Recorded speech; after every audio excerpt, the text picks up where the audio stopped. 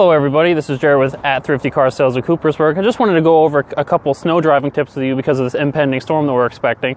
I know that we were all hoping for spring, but snow is snow. So the first step I'm going to go over with you guys is everybody says to drive slow in snow. Now this is correct, but there are certain situations where I wouldn't suggest driving slow in snow. For example, if you're trying to go up a hill, what you need to clear that hill is momentum. And without momentum, you're one of two things is going to happen. You're going to get stuck halfway up the hill, and you're not going to be able to go anywhere, or you're going to get stuck and then slide down the hill.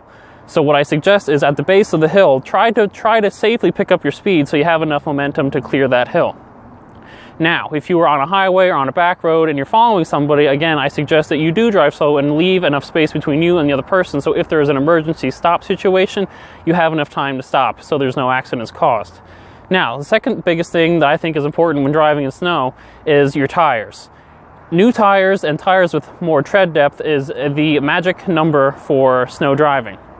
Now, specific snow tires like I have on my Jeep here, it's called the Triple Peak Rating. And what this Triple Peak Rating is the National Forest Service's recommendation for snow tires. And if your tires have that Triple Peak Rating, it means that they meet the acceleration, the deceleration, and the tread for snow tires. So then we can go on the Okay, now the third thing that I think is also important when you're in snow is having either four-wheel drive or all-wheel drive. Because when you have four-wheel drive or all-wheel drive, you have all four tires trying to grab and get traction while you're driving. If you have a front-wheel drive car, you're usually limited to one front tire trying to grab traction, and when you have a rear-wheel drive car, you're also limiting the traction because you only have one rear wheel spinning. So as you can see here, in this Jeep, I have two-wheel drive and four-wheel drive. If I was driving in snow and it's not too deep and I'm not losing traction, I would switch it to four-wheel drive lock. So the four-wheel drive lock in this car, you can go as fast as you want in four-wheel drive. Now, if I was sliding in four-wheel drive, or I was going up a hill and I needed more traction, I would switch to four-wheel drive low. Now, what four-wheel drive low is, it changes the throttle mapping and the torque mapping of my Jeep. So what that does is, it gives you more torque low down, and on four-wheel drive low, it completely takes off traction control. Now, I know what a lot of people are thinking. Well, if it's taking off traction control, aren't you just going to spin more? And in theory, yes, you are going to spin more, but when you spin, you're going to dig in deeper into the snow and hopefully catch traction on the pavement or any other surface that you're driving on. Now, I'll go back to the ascending and descending of hills, which I know a lot of people worry about when they're driving in snow. So if I was going up a hill, what I would do is I would put my Jeep in second gear.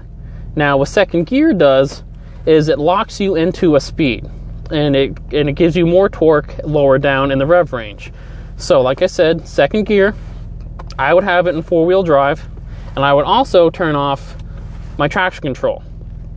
What that does is it lets, like I said before, lets your tires spin more to hopefully get more traction deeper down in the snow. Now, if I was descending a hill, what I would do is put it first gear, so it's going to limit me to the first gear, so I cannot go any faster than 15 miles an hour in this Jeep. I would have it in four-wheel drive, so again, I have all four wheels looking for traction, and I would turn my traction control off. And in my Jeep and a lot of other all-wheel drive and four-wheel drive vehicles, we have what is called a hill descent button. So you push in the hill descent button, which is right here, and this is what it looks like in most all vehicles that have it available, is it senses your tire speed, and it slowly controls your speed going down a hill. So you literally have to do nothing. All you have to do is regulate the brake to slow down, and then that's it. So, like I said, guys, those are my main things when I'm driving in snow. If you have any questions, concerns, or if you're looking for an all-wheel drive or four-wheel drive vehicle, please do give me a call, 610-282-1414. I'm only here to help you guys. Okay, thank you, and have a good day, everybody.